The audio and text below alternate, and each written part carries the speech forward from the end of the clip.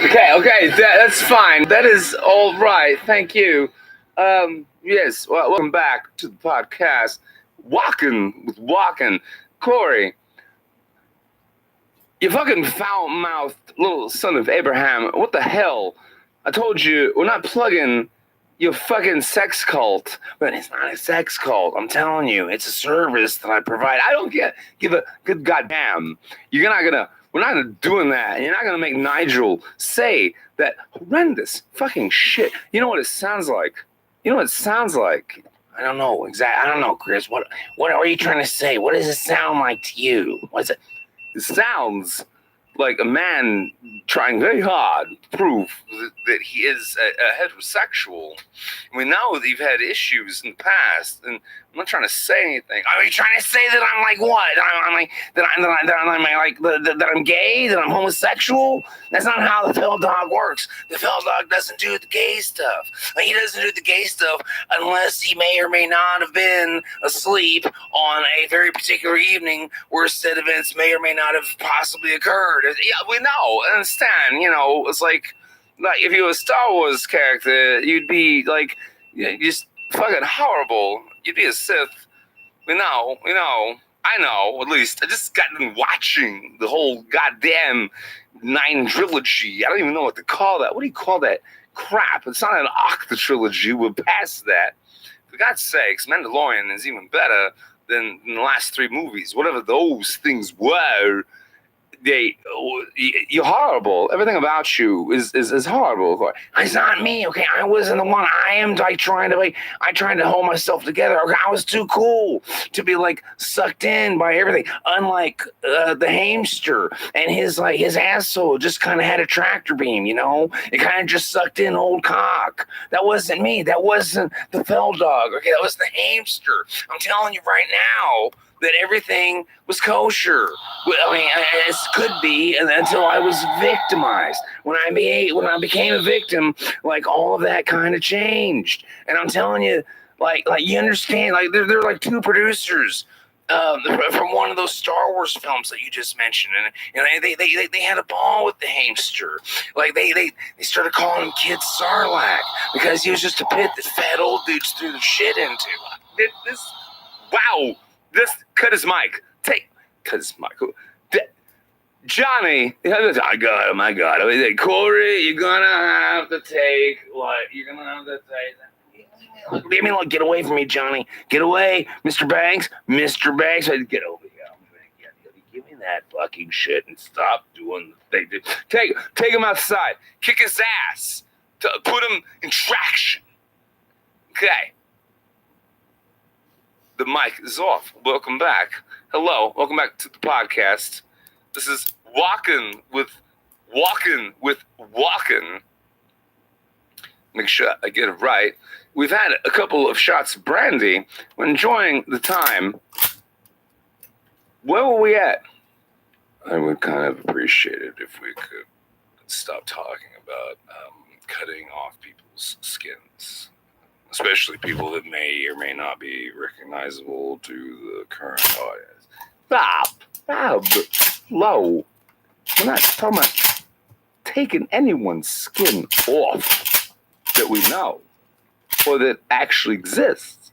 We're talking hypothetical. Okay, well, as long as we're talking hypothetical. I mean, you gotta understand, I'm an artist, right? And I do my thing, but I enjoy good, I enjoy a good time. And I am having a good time, but you are quite the abrasive type that I think my time in Los Angeles is kind of maybe burned out of me. This is very eccentric, and if you saw my pad episode, you'll know I'm quite eccentric, but somehow this is a little more intense. We're going to stop talking about the skinning of human beings. Let's go on to another title or another concept we can all discuss easily. And maybe one day we're going to have to deal with. Johnny, you come back. Get in your chair. We got you. No, your microphone is over here. You don't use his. Don't use his. Make him work. Now, I'm getting it up. I've got video right here. I got my news reels, my news feed. Got it right here. Look at it. What's happening in the world? Get over here. Get over here. Come on. Johnny, I need you to walk over here. See this chair? This chair right here, it's for you. It's all for you. I need you to sit down in the chair. When I say I'm fine, that means fuck off to the chair. I'm fine, John. I'm fine. I need you in the chair. There we go. There we go.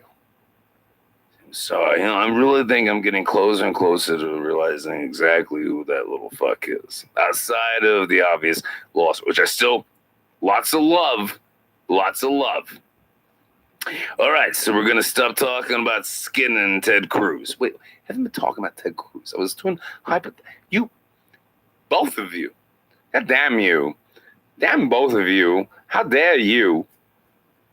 You think I got something against Ted Cruz outside of the fact that he looks like Pinocchio became a fat fucking fascist.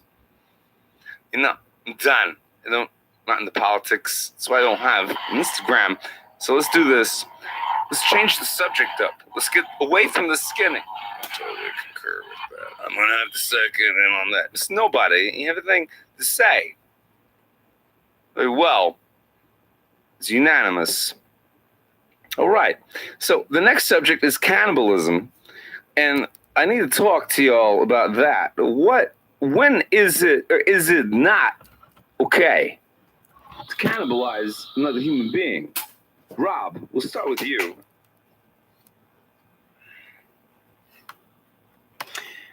Well,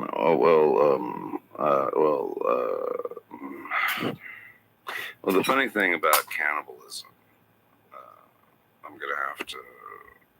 I'm spitballing here, so you gotta give me a little bit of. I wouldn't expect it. Take your time, Rob. Whatever you do, don't leave us in wanting, but leave us in waiting, if you must. Cannibalism is one of those phenomena that occur in nature naturally. Pigs, you can feed cooked pork chops to a pig, and they will not turn away from it. In the wild, they also will cannibalize those of their piglet herd, whatever they call it, that die, and they'll kill each other and eat each other in revenge, and maybe some kind of form of justice. I don't know. I really haven't done a lot of study on pigs, but I do know that their meat is more structured like ours, unlike like a chimpanzee's or a gorilla's, which is more kind of based like red meat, like steak, like on a cow. So thus the one of the colloquialisms for human meat was long pig, which is a reference to humans. It comes from the Caribs, which is also where we get the term cannibalism from. It's from the Caribbean tribes that supposedly practice it, although there's a lot of question in how much they did and what they did it for, and how much of that wasn't just some sort of a racist wet dream. That was that racist. Let's talk. You know what I found funny about race? I found out that there's only one race of man. So when people say, "Oh my God, what race are you from?" I'm like, "I'm from the human race." And people look at me like, "No, but what's your nationality?" And I'm like, "It's not the same thing. How dare you? Who are you to like change the definitions of words?" Jonathan Banks, words and definitions. Talk to me about cannibalism.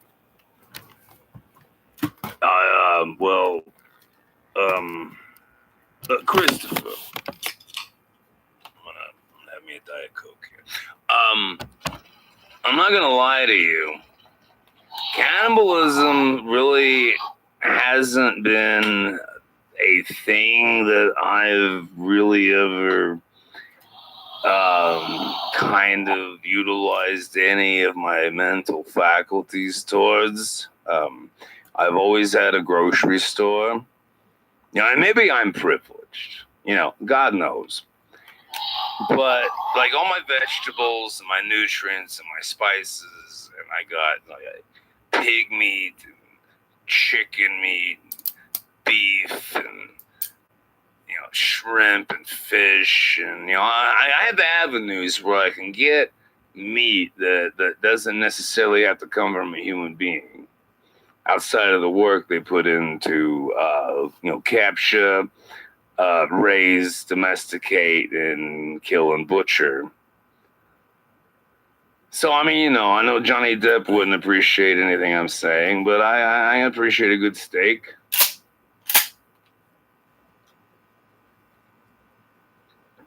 But I really can't say much about cannibalism. I will say the thought is quite abhorrent to my sensibilities. The idea of eating your own kind. Also, I believe there's an issue with Kuru, which is it's like the mad cow virus. So it's not a virus, it's actually a protein that like digs little holes in your brain like Swiss cheese. It's where the mad cow disease comes from. And we actually feed grinded up cattle remains to our friends and guys. We turn them into cannibals, and that's how we eventually got the Swiss cheese protein, the mad cow disease. So that's a kind of a scary thing. Cannibalism doesn't seem very viable. What about live? What about the soccer teams in the Andes? Had to fucking eat the friends' asses to live. They had to eat the ass, Johnny. I understand that, and that I'm gonna have to put that into some kind of a special situations box. I don't know. I really, outside of the movie and the book, I really don't know how the rest of them live the rest of their lives after that experience. So I don't know what complications. Maybe they all lost their minds. Maybe all their heads turned into Swiss cheese. I don't know. That's not exactly a thing I like. Oh my God, I wonder what happened to that fucking Argentinian soccer team that crashed in the fucking Andes and had to eat their friends' asses. I don't sit there and think about that shit at night. You don't. Wow. That's fascinating. Like in my line of work, when I go home, I'm like sleeping, trying to get in at 9. I lay there till 2. Like around 2:30, when I'm about to blink in and out consciousness, it's when suddenly I think about shit like that, stuff. It's like, it's that and it's quasars. I imagine your evenings are incredibly lacking of anything dull, I'd have to say.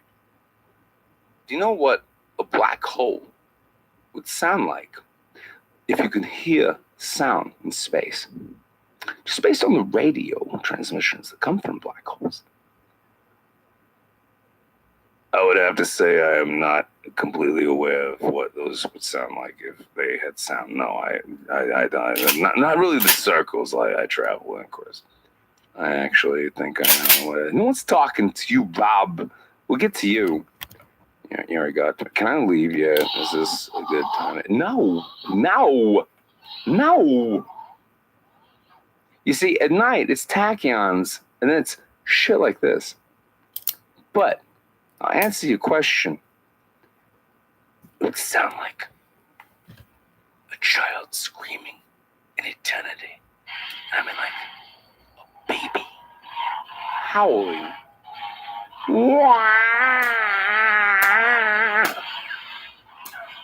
unending chaos, constantly swirling towards what they call a singularity.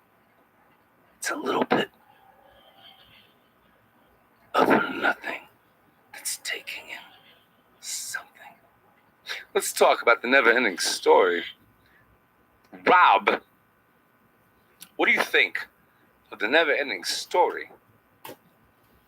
We're talking about the book or the movie. We're talking about the whole thing. But yeah, let's stick with the film. At least that's the only one I know. I didn't read the book.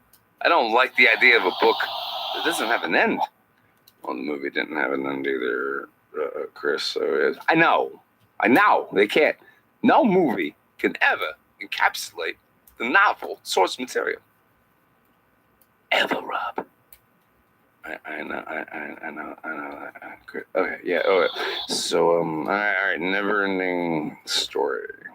Never-ending story was a German or Swiss. It was definitely a European production in cohesence with American. You can actually, by the way, see E.T. and Disney characters like Mickey Mouse. You can actually see them represented in the Ivory Tower meeting that the racing snail and the rock biter and the bat glider go to at the beginning of the fictional part of the story. When Bastian starts reading the book and really starts getting into the world of Fantasia. I gotta say the effects were always, growing up, I was always very appreciative of the practical effects, the practicality of it. Like there's a lot of, Industrial Light and Magic style animographics, but the puppets, the large scale puppets that were utilized is very ambitious. You wouldn't see that stuff like that today. I'm so bored. What puppets? What are you talking about? If anything's animatronic, is it really a puppet anymore? Or is it probably just a fucking robot? Yeah, Chris, it can be a robot, and that doesn't make it not a puppet if the robot only interacts with the motions of the puppeteer. And then it's... Yeah. You know who I like in that film, movie? I like Morla, the ancient one. He seems to be the only one like me. I think I can see that. For sure. Here's the thing. I love that. Number one, he's allergic to children. Especially privileged white Indians. Little fuckers. Don't even know what the red man was about. Marlon Brando is a man. He knew what the red man was about. He even had a red woman speak with him at the Oscars. Like a champ. Like a champion for those that less fortunate than him, me, definitely you.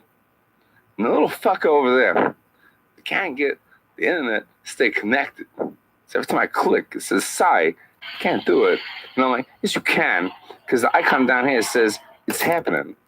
So quit lying to me. I can't. You still lie. I think it's a lie with this man. Fell dog, you were never molested at all. Don't turn your mic back on. Ever. Until you're a guest. In fact, you're fired after this show. I have another person in mind that wants to handle. Shut up. I don't care.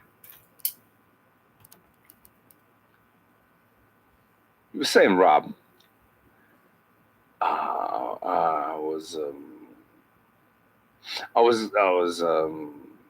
What do you think about the bad guy of the piece? You mean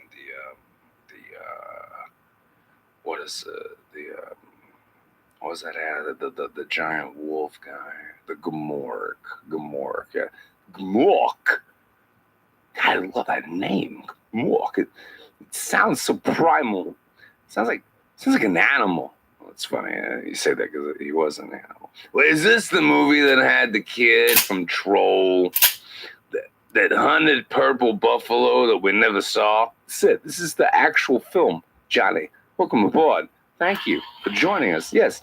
All right, I like this movie a lot. I really like The Rock by it. I like the idea of a cannibalistic. We're talking about cannibalism, right? I love the idea of a dude made of rocks that eats rocks. It's kind of a son of a bitch. I don't know. Something about him, I don't know.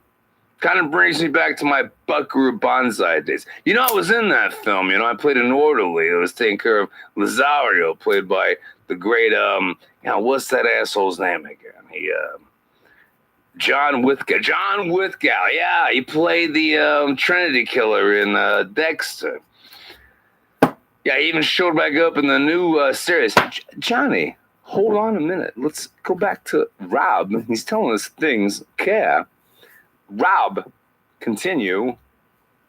I was just gonna say that the animatronics are obviously problematic, but the scope, like it was like this and like Labyrinth and Dark Crystal, where you really got major films that a grand majority of characters were not exactly human,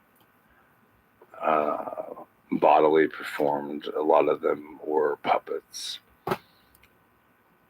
and creature effects, but still it did not go into the, even Labyrinth failed, where I personally believe that the Dark Crystal succeeded. Is the Dark Crystal actually gave you an entire different world where there was nothing. I mean, there's similarities and appendages and images that you can relate to, but you can't relate to any of the lore mythology or the fucking people. You got Gelflings and Podlings. There's no like Val Kilmer and Willow. There's no Jennifer Connelly from Labyrinth. There's no human. There's no David Bowie that's centering you into a more comfortable palette. And I think the Dark Crystal is probably the greatest. But the Neverending Story is really good. Did you like the Neverending Story, Chris? Did you like it? I didn't. I don't. It's one of those movies that fascinates me. It's a film where absolutely nothing is the only thing happening. No. The nothing is the bad guy. The nothing is our lack of imagination. Fuck that. What? Lack imagination. I'm saying this stuff. Get this from what cult is throwing this in your face. Who's lacking imagination? You got flying spaghetti monsters. You have people that want to fucking believe in QAnon. You got motherfuckers that vote for Trump. You got lack of imagination. Jesus Christ. It's horrible. Shameful, Rob. You should be ashamed of yourself. Everything you've done, everything you've ever done in your life, you should be ashamed of yourself. Well, that is an opinion. I've heard any of that. Fuck you, Chris.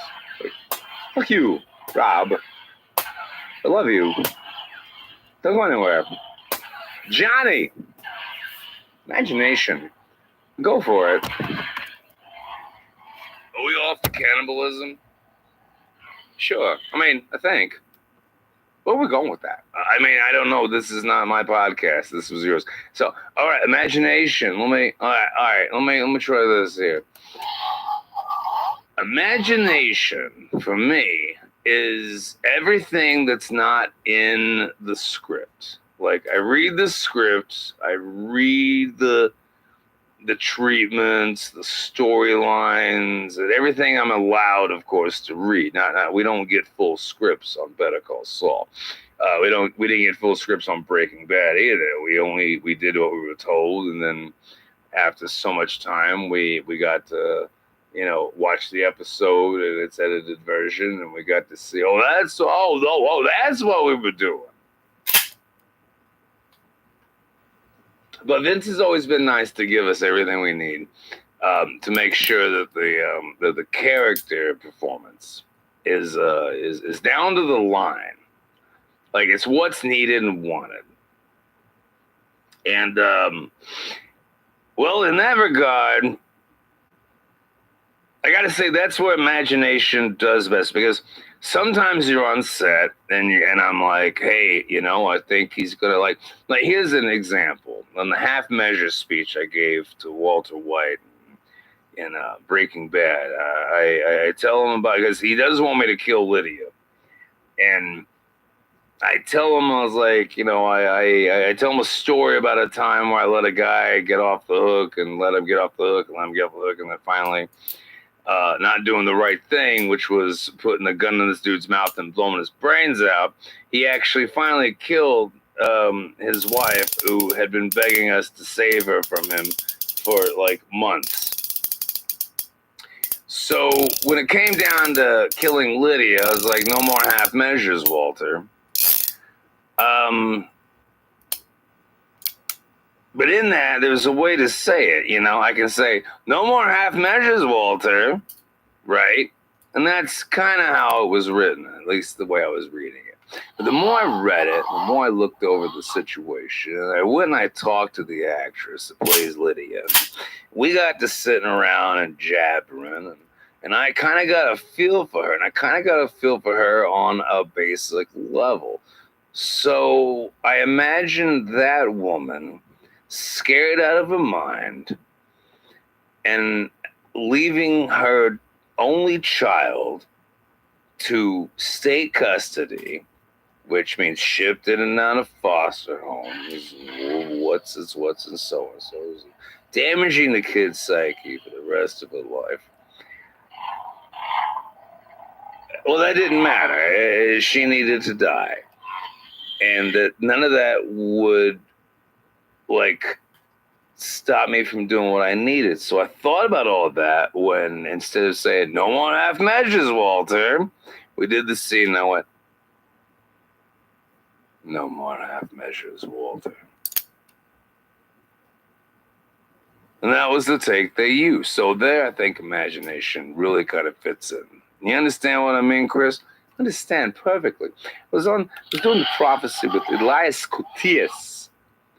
Brilliant actor. I love the man. He's got a great cleft. His nose is Roman as hell. He's a beautiful specimen of a living man, a performer. And I like him a lot. I think he was really great as the priest made cop. I mean, that was actually probably one of the cooler horror films that was made in that time. Thank you very much. Appreciate it so much. I'll tell him he said so.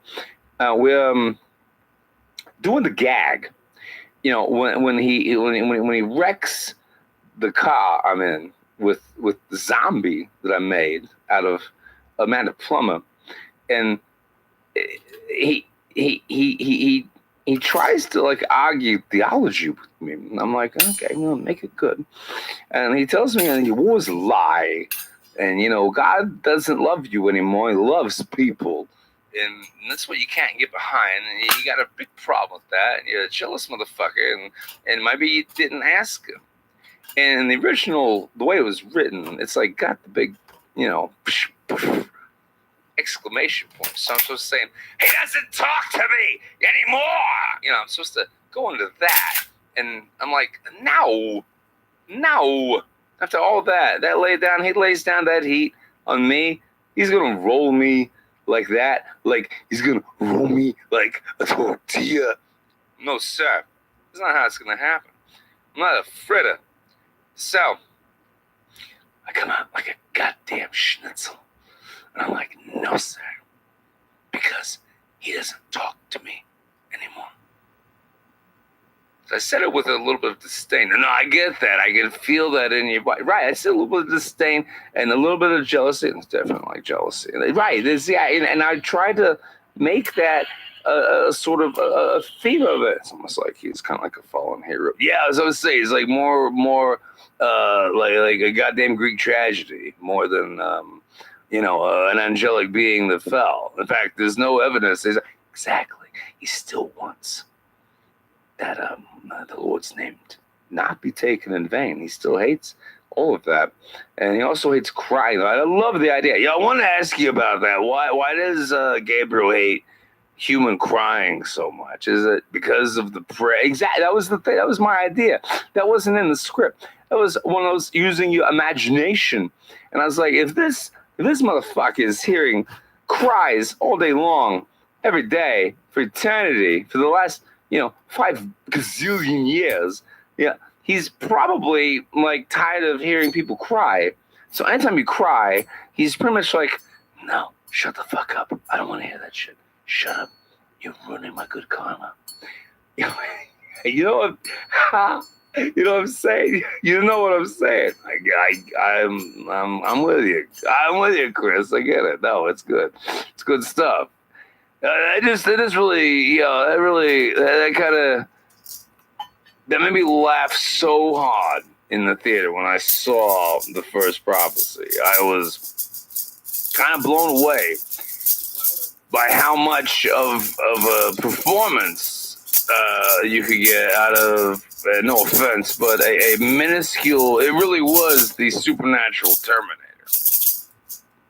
And it definitely was minuscule compared to what the Terminator was. It's there, you understand. I'm sure you have that. By the way, I'm about to bring in the Continental Breakfast Buffet. We use that at the end of every show. I want you, Johnny, and Robbie here. I want you to get your unusual large portion. In fact, I have a selected portion you're going to start with of banana cake. I need you to appreciate them in the way you would appreciate Cincinnati whore. It's clean and wants you for the evening. And that's how we're going to do that. Rob, final words, please. I wasn't exactly finished. Johnny loves all. There are cupids circling. Robbie, final words for this evening's podcast, because I want to go break someone with a crowbar. Well, my final words, I guess, would be, first of all, don't do that, please. We like you around, Chris. We definitely want you for maybe later prophecy sequels. It's not going to happen, Rob. You can't. If I go back, I'm going to have to justify the sequels that don't have me in them. Do you know what that means, Rob? Yeah, I mean, yeah. Dimension is also responsible for the Hellraiser sequels. I'm probably going to totally be shat upon by them, especially the other Weinstein, the one that hasn't touched his actors. Good to know. Glad. So, final words, Rob. Don't forget to support horror and support thrash, shock, metal music, no matter how lame you may think it is. Remember, your parents thought what you listen to is lame, and you think what your kids listen to is lame. Don't be that kind of person. Support all artistic endeavors, and definitely support me in all my endeavors. I'm really thinking about taking Christopher Walkin's concept for a Plan 9 from Outer Space, actually adapting it to a possibly musical. And Chris has shown interest in helping me write it. Haven't you, Chris? Absolutely. Well, I actually said choreography, but I mean, we'll get some Fatboy Slim to rub some funk on it to see where we are. Johnny Banks, Jonathan Banks, Better Call Saul, and Breaking Bad. Final words, please. Well, I'm going to say that the final season of Better Call Saul is going to be some of the best shit you've ever seen on television. I think I can say that here. I don't think this is a monetized podcast. I'm going to say that. And I invite every one of you to come and see and love on AMC. And if you got AMC Plus, you'll see it ahead of time. Or at least by 2 a.m. if you're doing a bit of torrent. I probably shouldn't have said that. No, you probably should not have. You probably shouldn't have.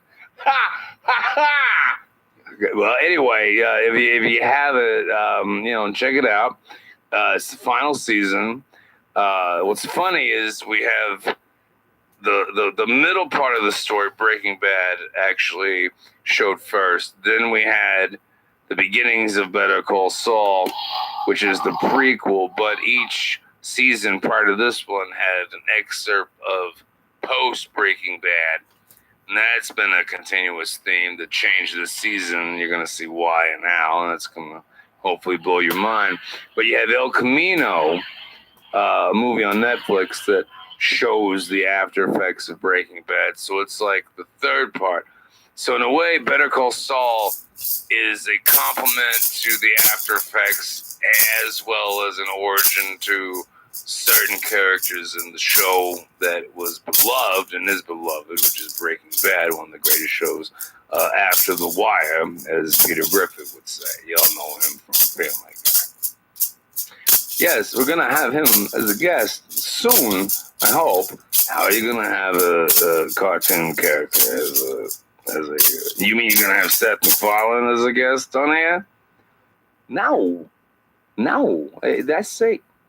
What part of Peter Griffin and Seth MacFarlane did you get confused with? I don't know, Chris. Maybe it's the fact that one of them does the voice for the other.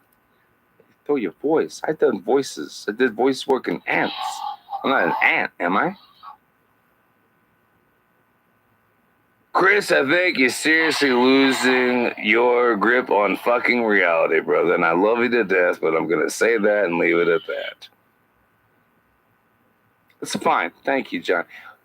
Let's go. Listen, nobody. Any words of encouragement to fill out this disastrous episode of Walkin' with Walkin'? What? Oh, no. Yeah. That boy. I ain't giving me this argument. I think it was just garbage. What are you talking about? Now, you're not inviting Fred Decker on the podcast. No, I know. I know you don't want to talk about Monster Squad all night. But I have some questions about Night of the Creeps. I need that to be the focus. Like, all right, you're done. You're done. Shut up. Sit down. Sit down before I start hating you again. All right. What a time. Thank you very much for listening to Walkin' with Walkin'.